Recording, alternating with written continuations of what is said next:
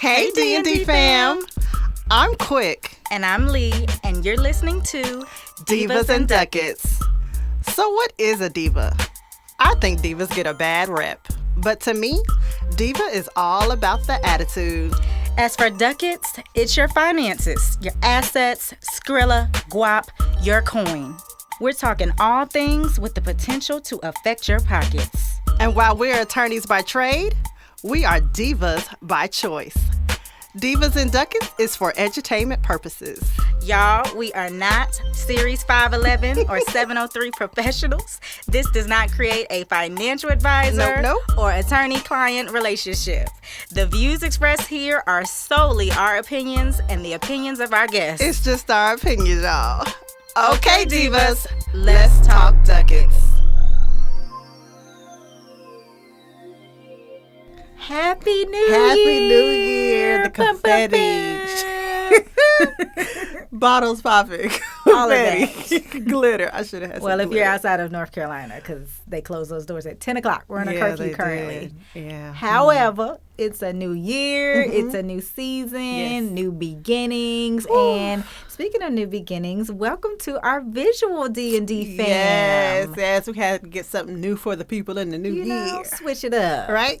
So, speaking of things passing, things occurring, a lot of times in Christmas, people tend to get engaged. And so we wanted to have a candid conversation about something that can be taboo.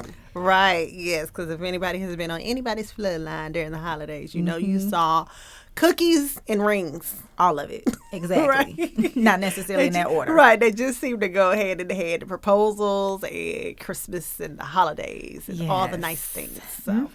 So, we are talking about prenups. Prenup. In the words of Kanye, if you ain't no punk, holla, we won't prenup. We won't prenup. So, let's get into it. So, for those of you who are newly engaged, congratulations.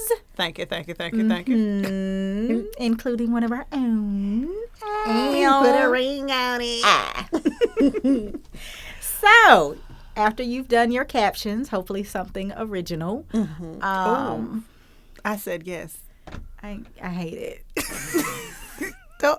Don't be hating on people's hashtags. Okay, let's be clear. It's not the actual being betrothed that I hate. It's the lack of creativity for me, as the kids say. Okay. So it's like there's so many things you could do with your hashtag or your saying. I've seen Miss to Mrs. If you don't cook, you could do Cardi B's. I don't cook, I don't clean, but let me tell you, I got that ring. I mean, there's so many ways this could go. I just feel like I say, that's obvious, or never knew a love like this. Duh, like this ain't. If this is your first marriage, I would assume you didn't know one. I'm just saying. You're basically like, if you posted it clearly, then you said it exactly. Okay. That's why I'm just saying. Okay, so she wants y'all to be creative people. You know that's what I'm saying? With I your say yeses. Or the thing obvious. with people's names, the people that have the little it's kind of hard. For their names. It was really a struggle for me to figure something out, even though I feel like I have the dopest last name. Really but cool. It's it was kind of hard. So yeah, being creative is interesting. They have hashtag generators, but sometimes they just epic fails. So no, I'm glad I had you. So yes, back to the topic at hand though. A lot of times people, maybe in the excitement of things and everything, we plan for pretty much everything else going into a marriage. You plan the wedding and how you feel about each other and your website and all those exciting things, but people really don't plan the financial part, right? No. So let's just talk about the financial impact on marriage. Yes. So of course, when you talk about marriage, you're commingling life and funds. So even if we talk about it all the time with the joint and separate accounts and all of those kind of things, but of course, still when it comes to like your tax filings, is married. How are you going to choose to file your taxes? Married or married filing single? Like how are you going to file them? So there's tax. You have to deal with property issues. If you're getting in a house, are you signing that house under one person? Yep. Is it going to be under the joint, both spouses' names? So it's just a lot when you talk about real property and personal property when it comes to marriage. People like to say it's just a contract, but guess what? Under the law, there are a lot of things, and we talked about it, too, with wills. Like, there's a lot of things and impacts that come from saying you are married. Right. Right. And the things that are affected by marriage that people don't think about, right? So your pension or 401k, once you're married, technically your spouse has an interest in that. And it grows the longer you stay married. Correct. So those are things just outside of a home that, you have to keep in mind. Right. And, like you said, if you're going into a home together as a unit, you both now have to sign off for things that occur with the house. If you sell the home, that's now something that you can't do on your own if that house is in both people's names, right? Yeah, so, for sure. Yeah. The thing is, now let's just separate the two, because a lot of people don't necessarily know the different, I guess, terms. So premarital is just what it sounds like, right? Anything that pretty much in most states that I've heard of, anything that you acquired or leveled up on before you were married is not even at issue. That is your business, that is your, home, that's your car, etc. What happens though when you get married is there's these dates that really become significant if for whatever reason your marriage does not work out. Right. So that date between marriage and separation becomes the important dates, because anything you acquire in that range of time becomes marital. Right. And the tricky thing that people don't think about is, for example, okay, I got a house while I was not married, but my partner came in and moved in this home, and this was a home we shared while we were married. Now, maybe your partner can't force you to say, oh, I want half of this $200,000 house. However, your partner can say, okay, while I was in this house, I paid XYZ bills. I built that fence in the back. We built an addition, improvements. That increased the value of the home. Exactly. And they can take those numbers and see what that increase looks like, and they can have an interest towards whatever that increase is valued at. And so what can happen sometimes is, even though that house was yours on your own before you were married, you might now be in a situation where, oh, I have to think about selling my home, or I have to think about trying to figure out writing this person a some odd $1,000 check, because I just don't have that in my account. Right. To be able to pay off their interest in whatever those were, like you said, those improvements on the home during that marriage. So, yeah. And then there's also, we have community property states. And then, there's still common law. Like when I was looking at common law states, I always knew about South Carolina, but I didn't realize how many common law states there were. So community property states, they're pretty much 50-50. We don't, of course, know California. Most people know that California is a community property state. It's basically like during that divorce, the split is just 50-50. And the common law marriage states, those are where you don't technically have to say I do under a marital contract. You don't have to go down to the courthouse and get that marital license. And it basically says if you hold yourself out as a married couple, and I think some have as little as a year, but you're living together under the same roof, you're holding yourself out as a marital couple, then that state says by law you are married. And just go down some of the list of those states that exist still is Alabama, Colorado, D.C., Georgia, if that was created before 1997, Idaho, Iowa, Kansas, Montana, New Hampshire. It's a lot of them. New Hampshire specifically for inheritance purposes, Ohio. Oklahoma, Pennsylvania, Rhode Island, South Carolina, Texas, and Utah. So that's quite a few states. That was at least a dozen. It was. It's a lot of states that still, apply that common law marriage. So that's something to think about. Just because you don't, of course, you, like I said, you're holding yourself out as marriage. That is. Debatable when you're going through a divorce. Of course, one spouse is going to be like, I never said, but, they look at Facebook. They start looking at social media. They start looking at, did y'all write y'all names together? How did you carry it? How did you carry it? Did you, so those joint accounts and all those kind of things will come into play when you start talking about separation and divorce with those common law marriage states. So. Ooh, Chile. So, and on the other end of that, we know currently the divorce statistics are daunting. They are. Right now, really high. It's, first time marriages are kind of 50-50 shot. Right. So, and it just, the percentage of divorce just increases as people, if it's their second marriage or third marriage. I think, what was it, 67% for your second marriage, the likelihood of divorce. 74% for your third marriage, isn't it? I think people, a lot of times I hear, specifically males, use that number as a justification for not wanting to get married. It's a 50-50 chance anyway, so why do it? But, that's... The statistics are what they are. People divorce for many different reasons, and I think it's because they don't have these hard conversations that we're having now. They don't talk about finances. Like you were listing those things that people do prepare for once they're engaged. Yeah. Oh, you done set down a date. You done looked up a venue. You done researched photographers. But have y'all researched anything about y'all finances together? Have y'all researched how y'all will handle finances if somebody lost the job? So those kind of things people don't like to get into. Is just all the pretty, the frilly. And it's odd because those things also cost you money. Yep. So they could also put you into debt. How are we going to pay for this? So, those are just conversations that, I don't know, some people find it, I don't know. I guess it takes away from the glitz of the whole proposal and the marriage situation. But honestly, it's a very important conversation to have when you talk about finances, because if you don't and things go awry, trust me, they're going to be forced to be talked about at that point in time. And I've looked at several lists for the top 5 reasons for divorce. Now, 1 and 2 are interchangeable depending on the list. Right. But 1 and 2 are always financials and infidelity. Those are always the top 2 on whatever list I look at. And then from there it goes to, incompatibility or loss of intimacy, and then addiction or substance abuse is often cited as one of the top 5. So the fact that regardless of the list you look at, it's either number 1 or number 2, it's, it's so important to talk about. And like we said, there's no shame in it if you got some things to work on or, some things to kind of figure out. But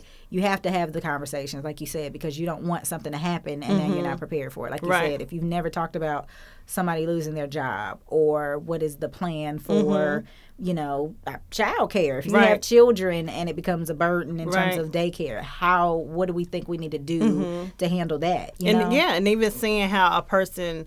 what their belief is, even with that, is somebody going to stay home and, not work? Like, those are things that you don't want to have to deal with once you're pregnant. Yeah. And now we're trying to figure out how we're going to pay for this, child care. And then that becomes a whole other conversation of, goes into trust. It can just really blow up because you decided not to have that financial conversation. And then you're going into the statistics of divorce. I thought one thing was I thought it was just interesting. I was going to say comical, but it's not really a laughing matter. Okay. But they say that it takes about 2 to 3 minutes to recite your vows. And within that time, 9 people have gotten divorced. Oh. Yeah. So it's something really, really to take seriously. I think that's what we're really trying to hone in on, is that it's talking about finances and talking about preparing for more than just the frills is super important, because it could prevent you from going into coming to statistics. Right. Yeah. Being one of those 9. Right. And so, talking about finances, we enter into prenups. Yes. So what is a prenup? So a prenup is just, there are premarital prenups that you can get, and you can get a postmarital prenup. Right. Well, it'll be a postmarital nup. It wouldn't be a prenup. So prenuptials are before you take your nuptials. Postnuptials are after you take your nuptials. Yes. And it's basically just a contract, which is 2 people that are entering into an agreement, a binding agreement, 2 people. Hopefully coming to a meeting of the minds, having discussions, and basically discussing what will or won't happen in case of a divorce, right? So, and I think that's, we'll get into how people feel about that, but that's basically what it is. It's a contract. People have no issues doing the same exact thing for a house. What's going to happen if you lose this house? We're going to take it back. What's going to happen if you lose this car? But it doesn't prevent you from buying a house or a car. Right. You look at the It's gonna happen if contract. you can't make these payments. Right. We need to discuss. And at least in those situations, like that's not too much of a negotiation when it comes to the terms that's in the agreement, right? So yeah, that's all it is. It's just two people coming together and writing some things down about, okay, let's prepare. Exactly. Yeah. And what it isn't is necessary, because I think there's this assumption that a prenup means the party who maybe is coming into it with less financially stands to gain nothing. I think people just assume a prenup means, oh, if we get divorced, you ain't get nothing. Right. And that's not necessarily what's, maybe some people do have that agreement. Maybe some people say, well, you walk away with what you came with. Yeah. And that's their business.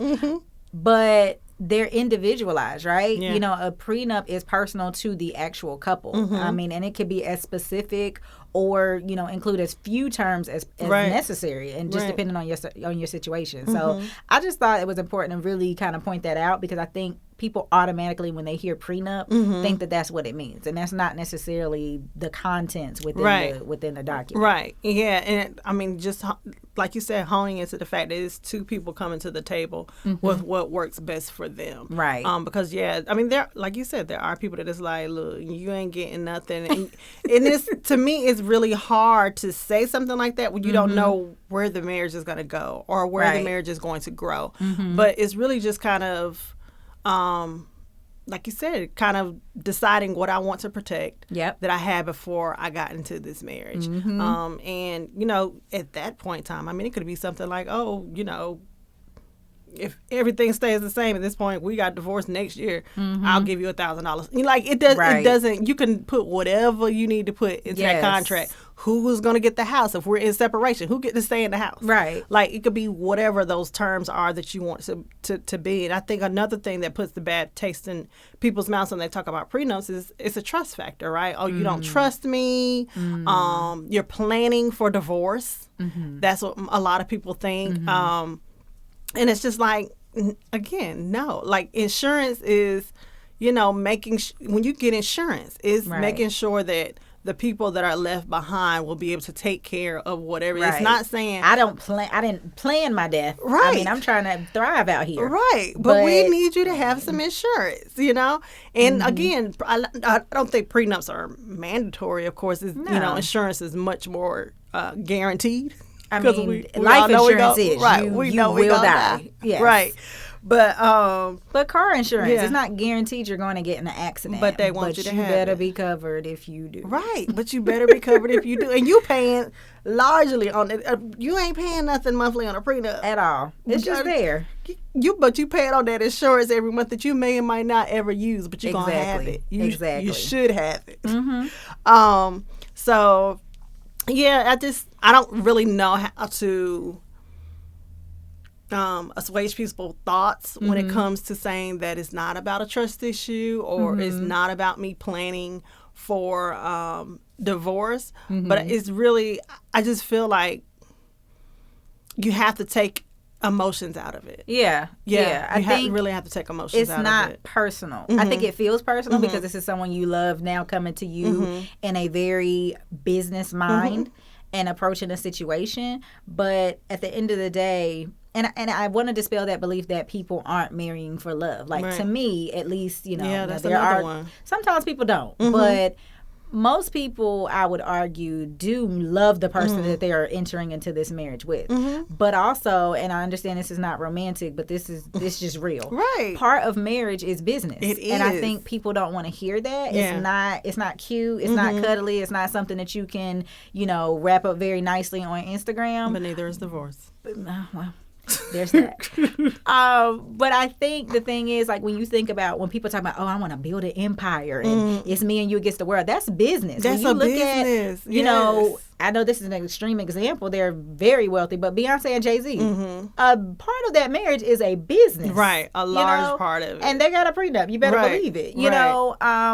Anything you do with your partner is a business in terms of, things that you want to accumulate. If you start talking about, okay, well, honey, let's go in and get a rental property or let's go in and start investing in some stocks or whatever outside of your 9 to 5 that you're trying to develop, that is business. Right. You know what I mean? Right. That requires, and depending on what you're trying to do, if you're trying to start something on the side, it requires business documents. Absolutely. That's another, that's more evidence that this is now business. Right. You know? Right. And I think it's important to, if you can, separate the two a bit, in terms of when you have the conversation.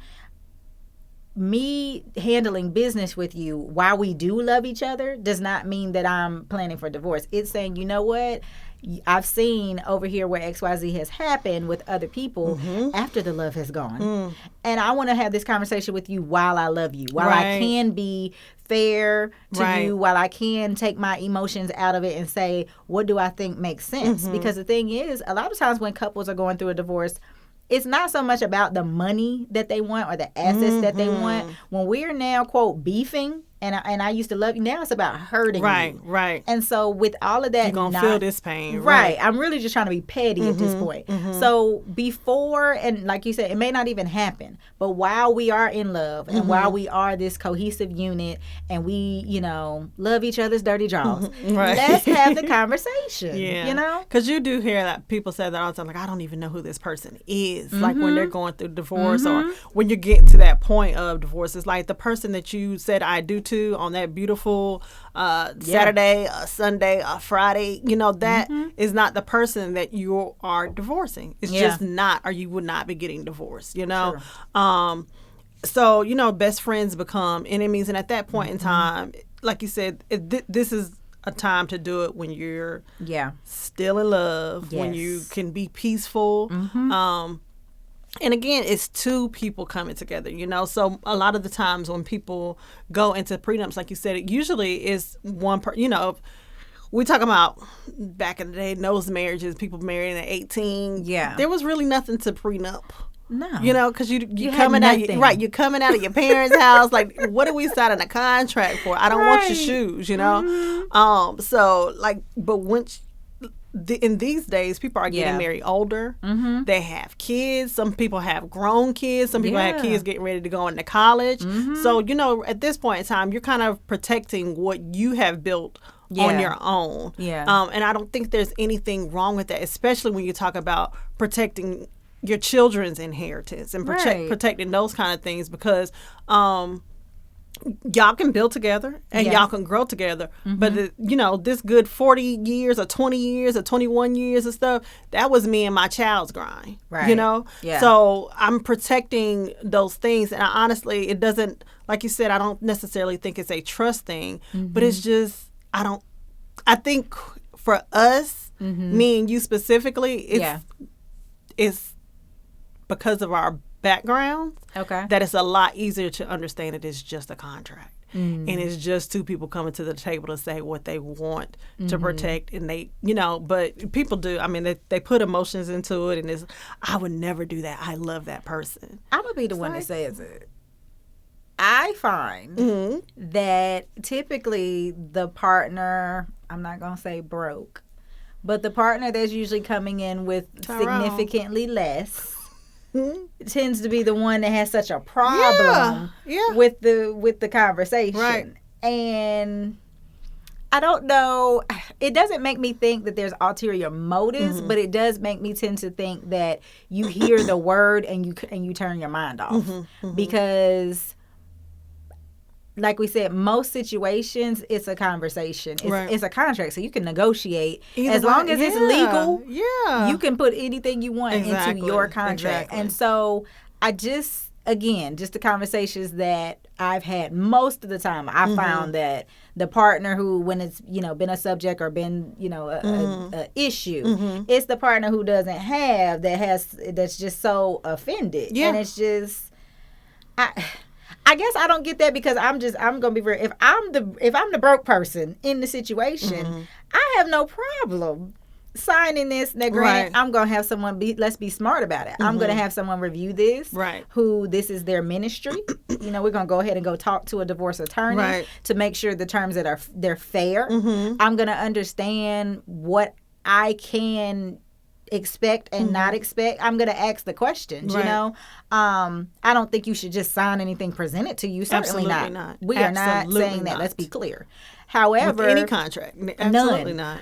But I do think it's worth the conversation. And again, if I'm coming in as a partner with less, I'm going to be like, okay, what works for me? What are some of the things that I would be concerned about if I'm a person coming into something with significantly less? Right. If we've had certain conversations, for example, like, you know, we've talked in previous conversations just between you and I, like, okay, with daycare, if it makes sense, especially as a partner that's making less money, for me to take the step back and take care of the kids, then I need to be thinking about in this contract, where is the makeup for that? Because if I'm coming out the job industry to take care of the children, and then God forbid we go through a divorce, now I'm having to figure out working again after a gap, and we know how work gaps affect especially women. I need to be thinking about making sure I'm covered within that to make up for that downfall or that you know, gap between I was making money and now I'm not, and now I'm gonna have to figure out how to do that. Those are the kind of things that you can work through and with a professional. Don't think about, but I mean, that's something you could put in the contract. And I sure would. So that's what I'm saying. I would totally, as the person with, like, I understand the initial, will you marry me, and then you slide that paper over. Like, I understand how that could be, it could throw you off. But I think once you, after that moment, when you really take the time to look at it, that is your opportunity to really advocate for what works best for you, especially, hopefully, given the conversations that you, like I said, hopefully have had about the kind of life you want to create and the sacrifices that one or both partners might have to make to create that life, right? Yeah. And like you said, that really comes with having those conversations. So if you're presented a prenup and you couldn't think of anything that you needed to protect your interests, then you should probably pause, right? Because there's some deep conversations that the two of y'all have not had. And like you said, that one is major especially for people that are planning to have children. And, you know, like you said, one person might not, I mean, because daycare, honestly, I mean, it's like $900 to $1,200. If you're talking about two kids, you're in $2,000 and above. So unless you bring home $4,000 to $5,000 a month, it's rough. It does make sense sometimes for some person to step back for maybe those first 2 or 3 years, because you're going to be paying it out anyway. But if you know, those are just conversations that you should be, like you said, thinking about to protect your own interest. And on the flip side for me is, if you are coming in broke, why do you feel offended? Should we use a better word? Should we call it like fiscally challenged? Sure. We could put a pretty bow on it. I don't know. If you're coming in fiscally challenged, or like, I mean, you could not be. You make significantly less than your spouse. Yes, you're not broke. You make significantly less than your spouse. You don't have assets. Okay. And your spouse is going to, you know, at that point in time, is more financially stable. Yes. Why do you want, like, what in you makes you want to take what they worked for? Or makes you entitled, or makes you, because at some point in time you're offended, like, how would you not want this? But what it is in you that when they try to protect that and say, okay, you know, I inherited, you know, all this land from my grandma. But see, I don't think that's what they're saying. Okay. I think usually, like, so let's just, okay, let me think of somebody. Like, I know he's older, but you know how I love me some Michael Jordan. But if I was marrying Michael Jordan, I'm broke to him. Like, I make substantially less. It's like, girl, that's cute, your little check. Yeah. So if I think it's the aspect of not that I feel like I'm entitled to this hundreds of millions that you have gotten on your own. I think it's the aspect of, you just asked me you just put a ring on it, and I'm all in those feelings. And it usually, because you're on that high, when it's presented, it's like a splash of cold water on your face. I think it's more so like you said, the fact that you think I would do that. You think I'm that kind of person. It's not necessarily like I want to go after it. But like we said, you know what I mean? I think you don't know what you don't know. You don't know how you would feel because people, again, get divorced for a number of reasons. And let's say, for example, infidelity is the reason. You might, as a scorned partner, now especially as the one who earned less, you know what? I'm going to hit you where it hurts. Right. So that's what I'm saying. It's hard to say how you would feel going through potentially going through a divorce because we don't even know why the divorce happened. It might not be, unfortunately, a lot of divorces are not amicable. Right. So I think that's the thing. It's that it's like people feel like their character is being attacked in it. It's not necessarily like I feel entitled. Oh yeah, I definitely feel like people do feel like their characters attacked for sure. But I mean, in that same situation, I do believe that a person going in to marry the Michael Jordans, the LeBron James, like they are kind of looking like, oh, this about to be my house. Oh, this about. I mean, it's a nice house, right? Like they do feel like this is my whatever. What is that, marble?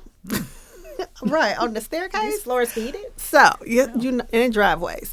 So, but those are not the norms, True. Right? So, no. I mean, those are the extreme examples. Right, but I mean, a lot of people build their way up now. You know, we're getting into real estate investment. Yeah. We're getting into, you know, my parents have properties. You know, your parents have properties. So, you know, if that stuff was inherited premarital, you know, you want to talk about that. And even, like you said, it you know, eventually it's coming. That might be something you want to contract about and say, hey, this is not going to be part of our marital estate. Right. Or, you know, those are things that you can you can contract about. Like you said, as long as it is legal, you can put what you want into your contract. Right. It's negotiable. Have someone review it, you know. Yeah. So, and most states do protect like inheritance to one spouse, but the thing you have to be careful about, it's not so much that spouse can get the inherited property. Again, it's the interest that they put into it. Right. It's that, oh, this is the rental property that you and your brother own. I built that fence. That rental income that you got from that inheritance, that rental income is now marital, the thing that they have interest in. And so it's not saying that a person could take the house. Right. So it's just, again, the things that you just don't really think about going into a situation. And like you said, some prenups are bare bones. Like, honestly, if I were to protect, at this point, just where I am, if I were to be protecting anything, for me, it would be 401k. Okay.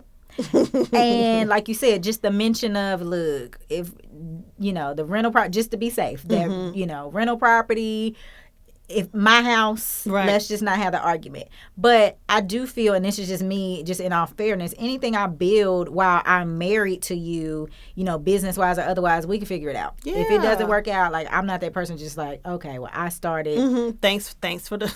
Yeah. Thanks for the deck. Right. Appreciate you. For real. So, for me, it's more so the retirement vehicles, right? And some of that is because background. When I used to handle divorces, I saw a man have to write a check for over $100,000 for a 401k.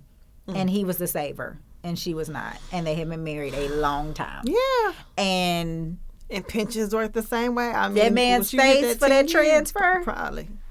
It was sick.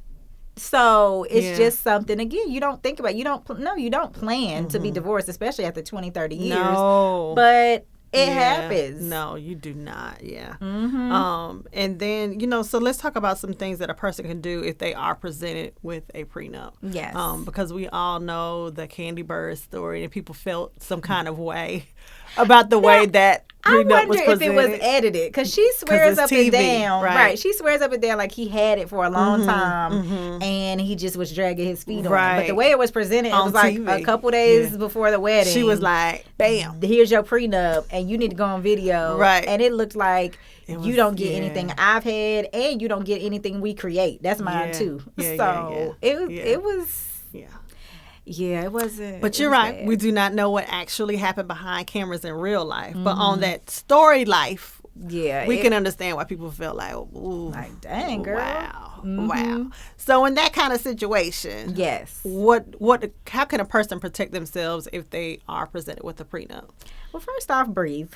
As we've said before, I understand it's hard. Like, try to take the personal out of it. Like oh, that's what you think of me. Like, take a moment and, you know, feel the feelings. Yeah. But after that, be fully informed. So there are a number, wherever you are, you know, even if you ask for referrals, there are a number of family law attorneys who can review that for you. And I think you just have to be fully informed. And one of the things, just by law in general, you cannot enter a prenup, or a prenup can be invalidated if a partner was not fully informed of the full financial picture that partner has. That means all the assets in the Bahamas. Right. So they can't be hiding things and you don't know about it and you sign this document. So that's the first thing. You know, have the conversation and make sure that you're fully informed on everything that that partner has going on financially. Right. And I will say, pause right there. Some companies offer you the ability to be able to have a legal insurance, so you can go through that company, get an attorney, and it's not coming out of your pocket because you're paying that insurance through the corporation. And you can have them look over a prenup for you, because you might be like, oh, I can't afford an attorney to look over this prenup, I'm screwed. But sometimes you have to look at the resources that are available to you. So definitely be fully informed. Have a professional look at that document, and that professional can help you negotiate it, right? So if there's something, like I said, my example, if I'm coming out the workforce to take care of these children, I want that in there, that, we're going to figure out XYZ amount to make sure that I'm good. Or, some people put in there situations where if they have a certain number of children, just things like that. Just there's various things you can cover within the prenup. But make sure you have your own, not his or her attorney. Have your own attorney review it, and don't allow anyone to back you in the corner in the last minute. Like, you take your time in terms of going through that information and going through those documents. And that's been a reason some documents have been invalidated too. Like, people need to have the time. They shouldn't be under, I guess, duress, what we would call duress, right? So it's fine to take a week, a month, whatever you need to fully look at this document and get it to something that you're comfortable with, right? And if a person is pushing you in that, to me, that's more of a red flag than what could be in the prenup. You know what I'm saying? Because, like, why are you rushing me? If we, saying we're doing this out of love and we want to come into a meeting of the minds, why aren't you giving me time to? Now, I'm not telling you to drag your feet 6 months and 7 months into the game over this document, but we're talking about literally like final hour, like a week before the wedding, or and enough time that you could not get an attorney to look and review those four corners of that document and make sure that it is not harming you in some kind of way. Right. And do not sign something that you don't understand. Please don't. If you don't understand a term, whatever it is, make sure you have that explained. Make sure you feel comfortable with it. You could be signing your life away for all you know. Right. Do not sign something that you don't have to understand. You have the right. Ask questions. Yeah, and that's for any contract, for sure. So, I think those are some really great ways. Of course, like we said, it's really hard to not take it personal. Yeah. But look at it at from the business aspect, because, like you said, there is a large portion of marriage that is a business, especially when it comes to banks and loans. And I mean, the world, right? The business world has no problem looking at your marriage as a business. Nope. So, I mean, love and business, right? That's where it is going to intermingle in your marriage. So, kind of take that personal out, and the same person that last night you kissed and hugged and loved them, when they present you with this prenup, that is the same person, right? They're not out to get you. They're not out to attack you. So kind of just take it for what it is. Yeah, and it's just, like we said before, it's a different season. So, and there's so many people who we know that they had prenups and they didn't. Ooh. So I think you were saying like the median age or the average age it differs depending on like race and nationality. But I know like the average African American, they're getting married at 32? 32 in their 30s. Yeah. Yeah. And our Caucasian persuasion counterparts are not much further behind. Lifetime will have you believing different. But they're at 29 now, 29, 30, you know what I'm saying? So a lot of people have bought their first home by then. They might have their first investment property by then. And definitely if you've been in the workforce, at that point in time, maybe 5, 6, 7 years, and you've accumulated, like you said, that really nice 401k, right? You have some assets, so you kind of just have to understand. I mean, especially if you're single, that's really the only thing. That's the only thing you can do to help them taxes. To help with them taxes. Put something in that 401k. Yeah. So, like you said, I mean, it's just a different season from our grandparents and even some of our parents. I mean, my parents got married young, so. But even then, my dad still had a home before he married my mom. So. Yeah, my mom got married at 20. Yeah, so it's so not. Young. Yeah. You know, she's been married over half her life. Right, so, exactly. Yeah. And I think it's just important to remember that. And there's people who did not have prenups that, they paid, honey. So Michael Jordan, his first marriage with Juanita. Now, it lasted 20 years plus. And he had to pay baby girl $100 million.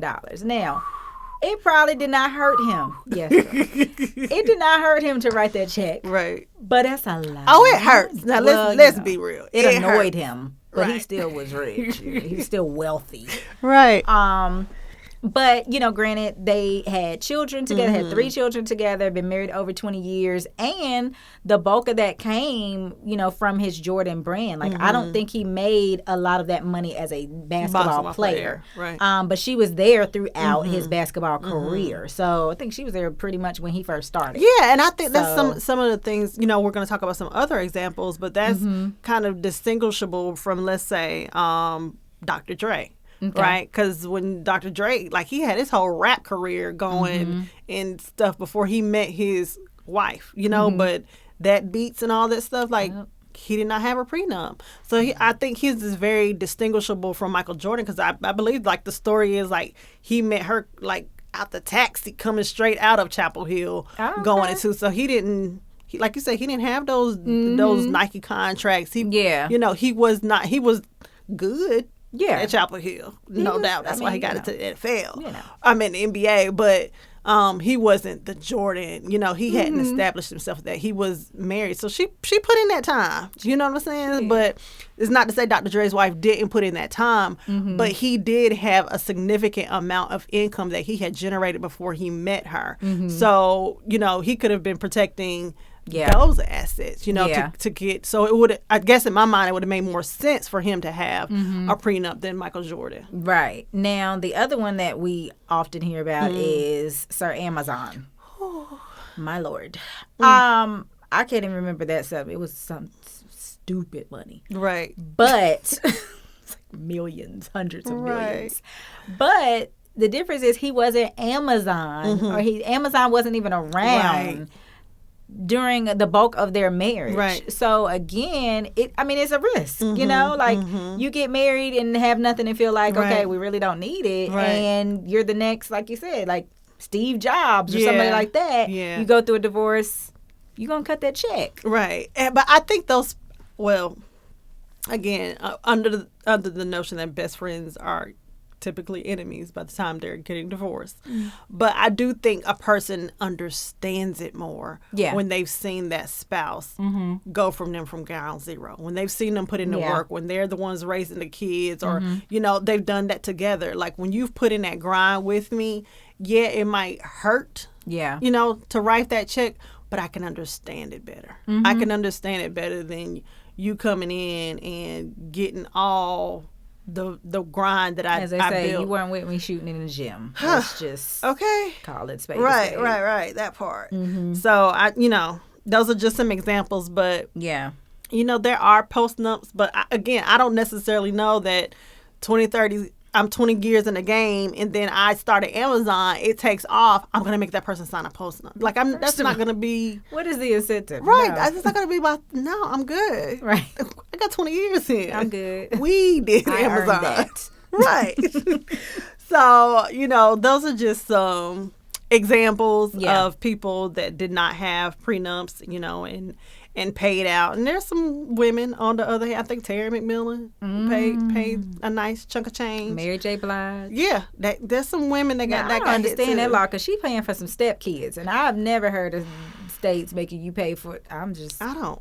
Was her attorney. I just don't. She paying him. She helping to pay for some kind of care with the step kids. I hope that's still not going on. But, that divorce was, honey. We was all just waiting for a new CD. It wasn't Keno. I made that up. You said what? I've called him Kinu, but that's not his name. Kenzo. That's his name. Was it? Because Kinu sounds more. I think Kinu was like different world or something. What is his name? I'm going to look it up. Right. I got to know. Right. Whatever it was. Blige has. Yeah, so there are definitely women that also end up paying out the wazoo. I still made a Kendu. I was like, Kinu sounds closer. I was like, Kinu. Sounds closer, but yeah. From this, we're just, basically like a prenup is not. It's not you don't have to view it as a negative thing, no. Right? Because there are ways that you can protect yourself. Mm-hmm. It's a contract. There's just four corners like any other contract, and you can advocate for yourself. Advocate for yourself. Something if you feel a way about. Mm-hmm. I have an issue with Exhibit B, paragraph 5. Right. You go in there with your Olivia Pope suit and your attorney, and you flesh that out. Yeah, for sure. Mm-hmm. And I mean, like you said, preparing for anything else. If that does happen, trust me, it will be so much more peaceful.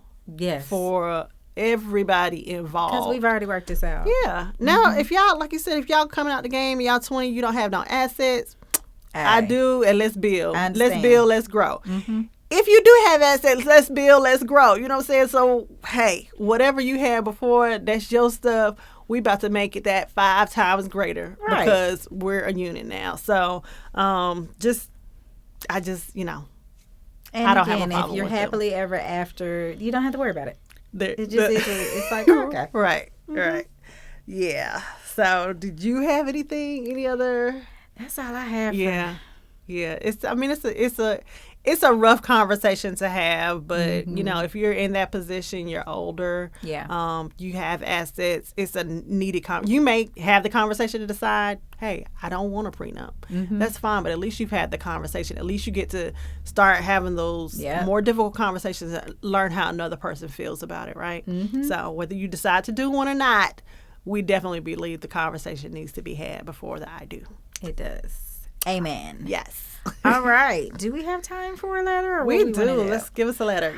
All right. So today's letter goes. Our listener is asking. They are taking stock of their goals going into this year, and they were wondering what are our proudest achievements financially and non-financially from 2020, and what is something that we're working on or maybe we're hard on ourselves about from last year.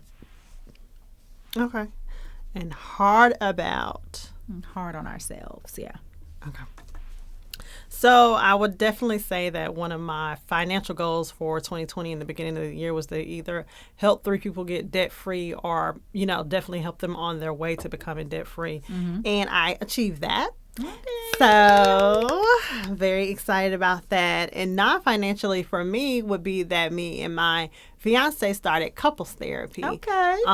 So yeah, we had hit like a little tiff over the summer, and we didn't know how to come out of it. So when I suggested couples therapy, he was like, let's go. Yeah. So I was super proud of him and, proud of me for thinking about it. But it's been really great. He loves the therapist, so it's been working well for us. Okay. Obviously. Okay. And for 2021. Slight flex. Okay. For 2021, I would say that one of the things that I want to continue working on or work on is, of course, growing Divas and Ducats, our baby. Very excited about the things that we have coming up, the topics, just how we're even growing, even this. Yeah. So, yeah, just growing Divas and Ducats for sure. Mm-hmm. How about you? It's good. So I would say non-financially, it's probably between 2 things. So just piggybacking on what you said with Divas and Ducats, I think a lot of times you have people who are planners and they're super organized, but then never actually take the leap. And I think you and I, to varying degrees at various times, kind of fell into that. Yeah. We talked about Divas and Ducats for a while. And I think actually getting out there and doing it, despite the fear or the how's it going to sound, are people going to like it, I'm really proud that we did that. Yay. And I think that the other thing would be, so I organize within my chapter, the sorority, I help with the financial financial literacy workshops, and they're always free and open to the public. But especially the one that we did pre-COVID in February, I basically organized a wills clinic, and so I had some attorney friends of mine and notaries I knew, like they volunteered their time, and so people came, from churches or wherever to get their will executed. We did simple wills, and then for those who had more complicated matters, they kind of got to talk to someone and get any referrals or information they needed. But for those who had, just kind of simple wishes and assets, they left with a fully witness notarized will. That is so dope. And so just the feedback from that, it just kind of warmed my heart, because I think that's really the thing. Like, you get all these degrees or you get these skills, but it's like, if you aren't blessing others with it at certain points, what's the point? So those two really are like the two that kind of really stand out. Financially, 2020 was becoming a homeowner. Woo! Yes, I think that was a whole process. So now one of the things I'm working on is like just continuing to build the things within the home that I want, and was already paying off some debt, so just kind of finishing that out strong. And my word, I usually like to have a sexy word for each year, the themes, and 2020 I think was about leveling up, and I think 2019 I had ascend, and 2020 stopped a few things, but I think the traction that I did make in terms of whether it was getting healthy or doing different fitness goals, my word is onward. I want to keep that continuity, but also level up. So if you got healthier or you got physically fit, what's the next level of fitness? Or okay, now you got this home or you got this saving. What's the next level of fiscal growth? With Divas and Duckets, like we started it, now we're doing videos and visual, and so what's the next level for that? So for me, that's it's onward. So yes, onward and continuity. I love that. So. Diva and D&D fan, we would love to know do y'all have a word for 2021? What's your theme? Yes, what's your theme, and what are your goals for 2021? So where can they comment at? Let us know some things. They can hit us up at divaadvice@gmail.com. Diva Advice. And you can also, of course, come into our comment sections on Divas and Duckets on Facebook and on Instagram. We would love, love, love, love to hear from you. Yes. Follow, and let everybody else know about Divas and Duckets. So in the meantime, in between time. All right, y'all. Bye. Have a great